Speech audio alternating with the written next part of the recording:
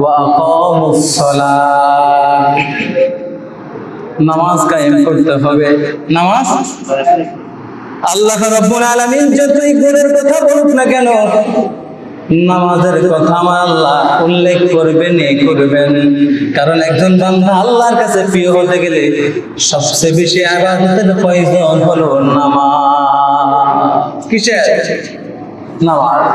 আল্লাহ বলেন ওয়া আকামুস সালাত, নামাজ কায়েম করো, নামাজ কায়েম করো। যুবক আজকে নামাজ পড়ো না, ও তোমারে বলছি নামাজ আদায় করো না। এই নামাজের জন্য আমার নবী কত কষ্ট করেছেন, এই নামাজের জন্য আল্লাহর নবী কত মার খেয়েছেন। নবীজির শেষ সময় হযরত আয়েশা সিদ্দিকা রাদিয়াল্লাহু তাআলা আনহার ঘরের মধ্যে ঢোকার পর আল্লাহর নবী বলেন, আয়েশা রে, আমার শরীরটা বড় খারাপ লাগতেছে রে আয়েশা, আমি মনে হয় আর বাঁচবো না, আমি মনে হয় আর বাঁচবো না। আয়েশা রে, আমি মনে হয় আর বাঁচবো না,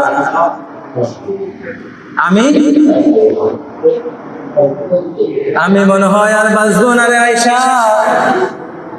এই বলে আল্লাহ নবী সাল্লাল্লাহু আলাইহি সাল্লাম আম্মা জান আয়েশা সিদ্দিকা রাদিয়াল্লাহু তাআলা আনহার উরুর মধ্যে ওনার মাথাটা রাখি, মাথা মোবারকটা কারুর মধ্যে আম্মা জান আয়েশা সিদ্দিকা রাদিয়াল্লাহু তাআলা আনহা উরুর মধ্যে, আম্মা জান আয়েশা সিদ্দিকা রাদিয়াল্লাহু তাআলা আনহা নবীজির মাথার চুলগুলো লম্বা লম্বা ছিল, বড় বড় ছিল, চুলগুলো একটু পাক করে পানি ডালতেছে।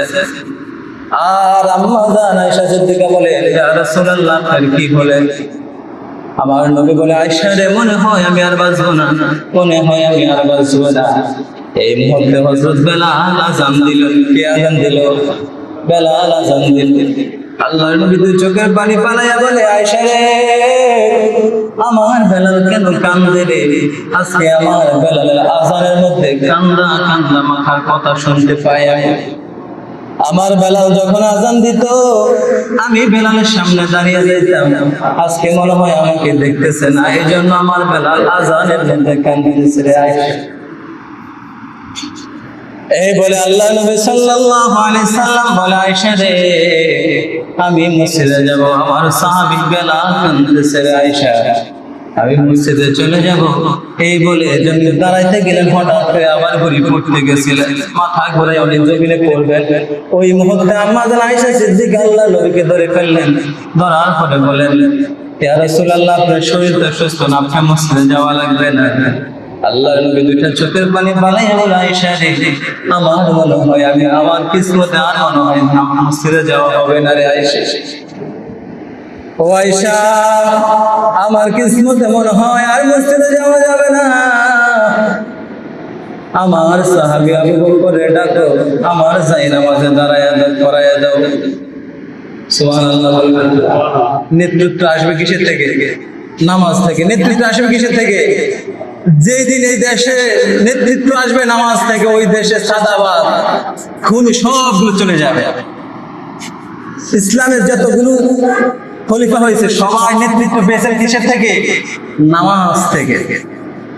আয়েশা রে, আমার সাহাবী আবু বকরে বলো, আমার জায়নামাজে দাঁড়ায়া যাইতে।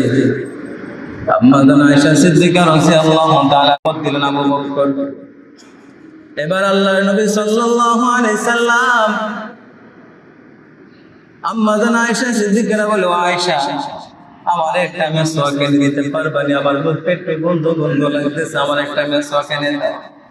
আল্লাহর নবী শুয়ে আছেন, আম্মা জান আয়েশা সিদ্দিকা রাদিয়াল্লাহু তাআলা আনহার উরের মধ্যে উনি উঠতে পারেন না। হাদিসের মধ্যে এসেছেন, ওনার ভাই আব্দুর রহমান ইবনে আবু বকরকে ডাকলেন, আব্দুর রহমান, একটা মেসওয়াক এনে দাও। একটা মেসওয়াক এনে দিলেন। আল্লাহর নবী সাল্লাল্লাহু আলাইহি সাল্লাম চাবাইতে না পারবেন না, উনি অসুস্থ মানুষ। আম্মা জান আয়েশা সিদ্দিকা রাদিয়াল্লাহু তাআলা আনহা মেসওয়াক নিয়ে নিজে চাবাইয়ে দিলেন।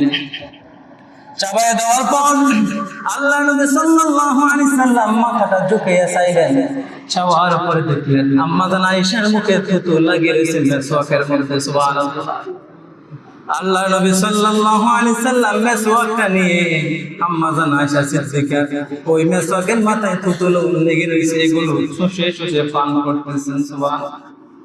আল্লাহ নবী হেসে দিলেন, হাসার পরে বললেন, আয়েশা রে, আর মনে হয় তোমারে খুশি করতে পারবো না, আর মনে হয় আমি বাঁচবো না, এর জন্য শেষ সময় তোমার একটু হক আদায় করেছি, তোমাকে একটু খুশি করার জন্য আমি এমন করেছি।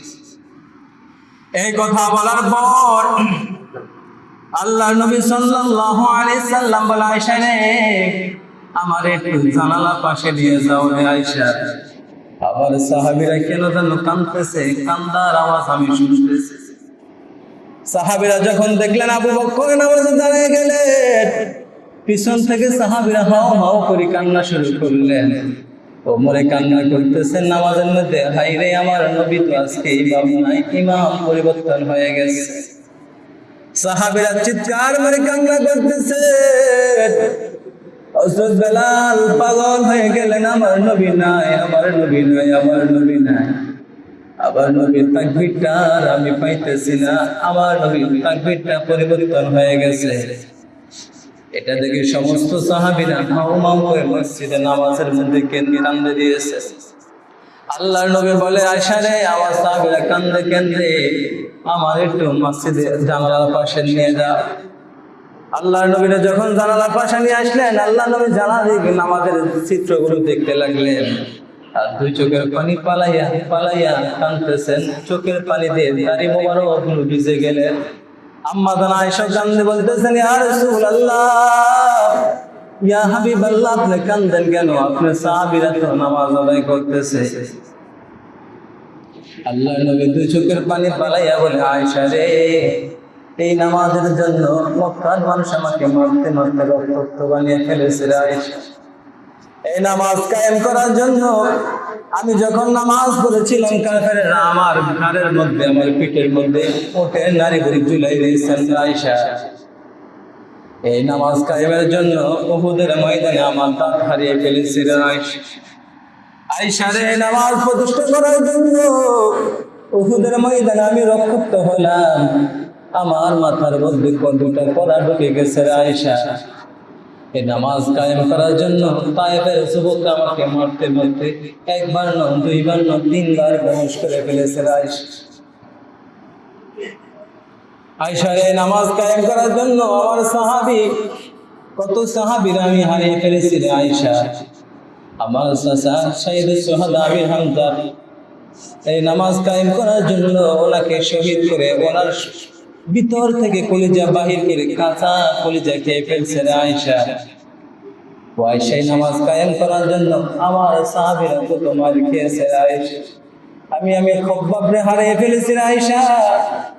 আমি কত সাহাবী আব্দুর রহমানকে হারিয়ে ফেলেছি রে আয়েশা।